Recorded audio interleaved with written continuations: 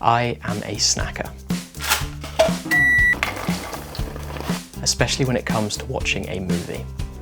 My name is Maximus Decimus Meridius. Father to a murdered son, husband to a murdered wife, and I will have my vengeance. Snacking is the #1 threat to me sticking to my diet. And it's because of this that I have a couple of habits that help me still snack, but also still hit my targets, stick to my diet. And it's these that I'm going to share with you today. So the first thing, very, very obvious, is have healthier snacks. You don't always have to be snacking on Haribos and pizzas and Coke, right? You can have some healthy snacks instead. Things like popcorn, right? That's super high in fiber, very low in calories. You could have some nuts and seeds instead, although be a little bit careful there because sometimes they come with a lot of extra calories.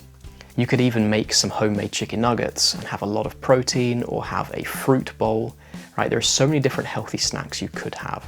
Here is a list of some healthy snacks for you to think about.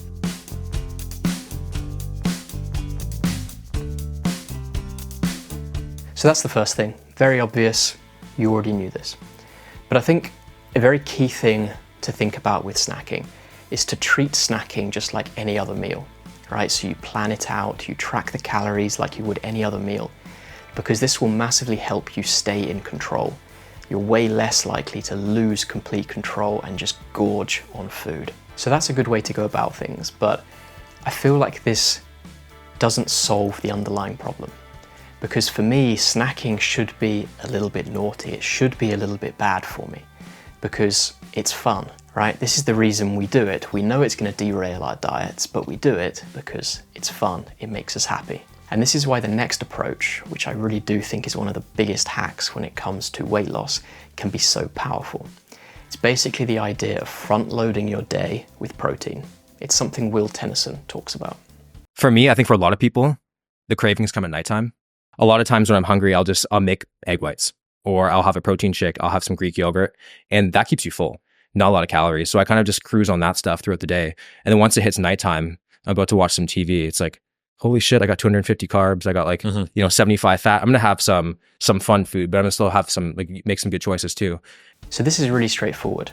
Basically, throughout the day, you focus on high protein, low calorie food, and you try and hit your protein target before you get to the evening. And then that way, when it comes to snacking, you don't have to worry about your protein target anymore. And you're going to have some calories left over that you can now blow on your snack. This is just another example of how you don't need to change all of your habits in order to lose weight.